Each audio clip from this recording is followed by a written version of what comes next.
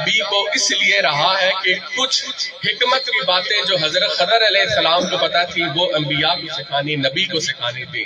تو کہا کہ آپ سوال نہیں کریں گے، لیکن آپ سوال کر لیا، حقیقت کھول دیتے ہیں. اب زور سے میری جملہ سنیے گا.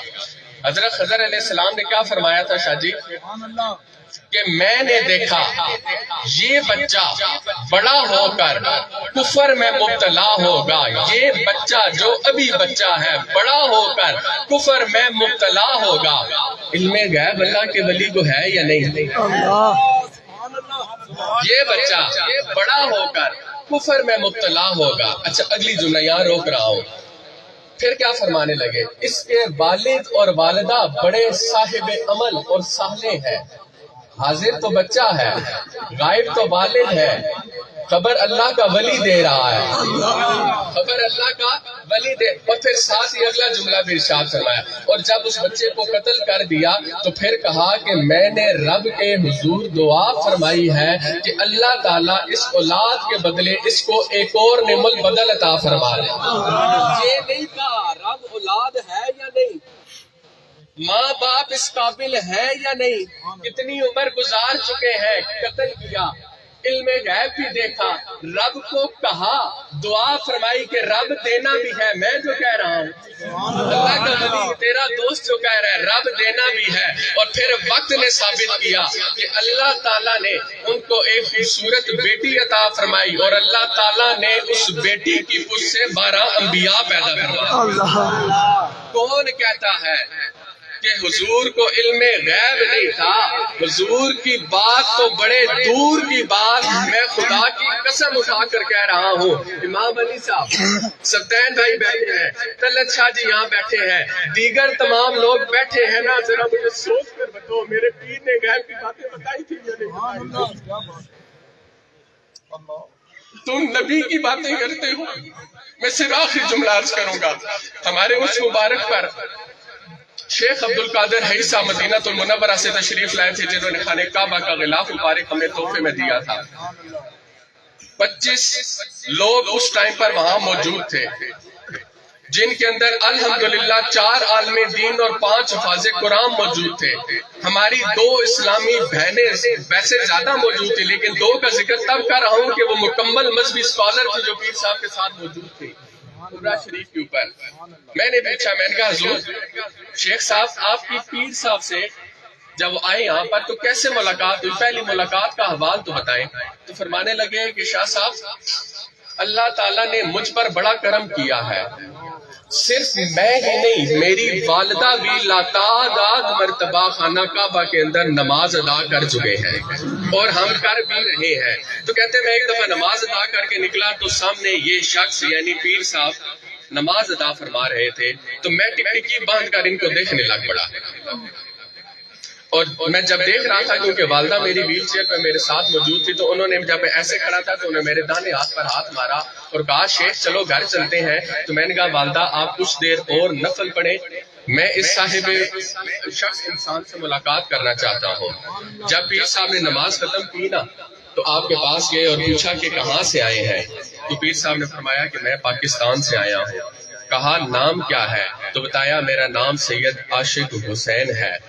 خدا کی قسم کہتے ہیں میں نے شاہ صاحب کا ہاتھ پکڑا اور میں نے کہا تھا جس طرح آپ نماز پڑھ رہے تھے میرا وجدان کہتا تھا ایسی نماز کوئی علی کا بیٹا ہی پڑھ سکتا ہے. جو مریدین ہیں وہ جانتے ہیں پیر صاحب کیسے نماز پڑھتے اور پڑھایا کرتے تھے. اس بات کو بھی چھوڑیں. اس کے بعد جب مدینہ شریف کے 2 سال کے بعد ملاقات ہوئی تو میں نے پوچھا یہ غلاف کعبہ کا یہاں آنے کا کیا تسلسل ہے؟ تو فرمانے لگے شاہ صاحب ان بتانے لگے، جاوید شاہ صاحب بھی موجود ہیں، دیگر بھی وہاں پر موجود ہیں. فرمانے لگے کہ میرے پاس یہ غلاف کعبہ کا ٹکڑا موجود تھا اور میں بہت سے پیرانے عظام کو جانتا بھی ہوں جو میرے رفت سفر بھی ہیں، رفیق بھی ہیں، مگر میرا دل مطمئن نہیں ہو رہا تھا کہ میں یہ غلاف کعبہ کس کے حوالے کروں. کہتے ہیں جب میں رات بھر گیا سویا اور قسمت جاگ اٹھی. میرے پاس الفاظ نہیں ہے. جب میں سویا قسمت جاگ اٹھی، کملی والے حضور تشریف لے آئے اور فرمایا کہ یہ غلاف کعبہ کا تو نے پوچھا ہے نا، جا فلاں ہوٹل کے اندر میرا روحانی بیٹا عاشق حسین موجود ہے، جا کر غلاف کعبہ اس کو دے آ۔ اور پھر میں نے ان سے پتہ کیا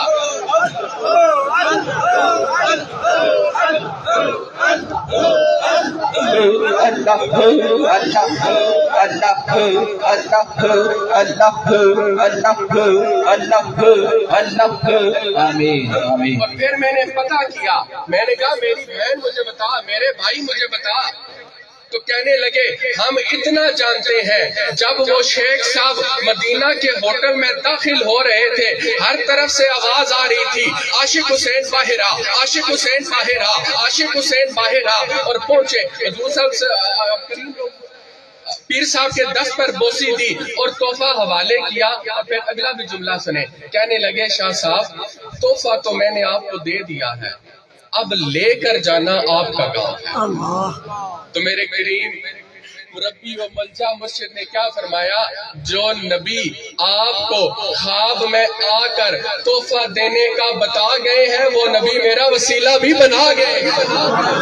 تو پھر کیسے پہنچا، یہ ایک اور کہانی صحیح، میں سے اتنے جملے ارشاد کروں گا۔ 12 رجب المرجب ہمارے جد امجد حضور پیر سید امیر کبیر علی ولی حمدانی رحمۃ اللہ علیہ کا ولادت مبارک کا دن بھی ہے، اور اس حوالے سے جشن کی تقریبات بھی ہیں۔ میں صرف اپنا عقیدہ بیان کروں، میں نے رات کو بیٹھ کر پیر صاحب کی لکھی ہوئی کتاب المودۃ القربہ مکمل جو انہوں نے 1322 کے اندر تحریر کی تھی، میں نے رات کو مکمل بیٹھ کر پڑھی ہے، اور میں نے جتنی بھی زبیر شاہ جی آپ کے حوالے کر رہا ہوں جملے کہ میں نے جتنی بھی تحقیق کی ہے، اس ایک کتاب کو دیگر مسلک کے علماء نے نچوڑ بنا کر یا اس کو وسیلہ بنا کر حضور شاہ ہمدان رحمت اللہ علیہ کو اہل تشیع مسلک میں لانے کی ناکام کوشش کی ہے۔ میرے پاس اس کتاب کا رات کو انڈیا سے بیٹھ کر میں نے یہ چیزیں منگوا لی ہیں، موجود ہے الحمدللہ۔ میں پگلا پیر صاحب کے حوالے کر رہا ہوں تاکہ ان کے پاس یہ چیز موجود رہے۔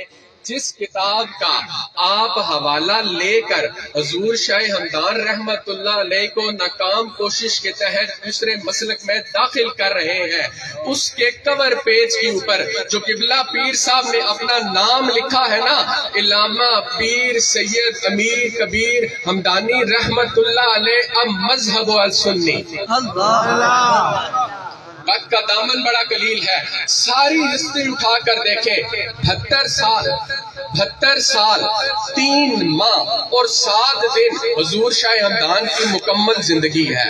72 سال 3 ماہ 7 دن حضور شاہ ہمدان نے رخت سفر زندگی کا طے کیا ہے۔ اس زندگی میں جہاں پر بھی حضور شاہ ہمدان نے قدم رکھا ہے، وہاں پر اللہ کا گھر بنایا ہے، ذکر مصطفیٰ سکھایا ہے، امام باڑے وما علینا الا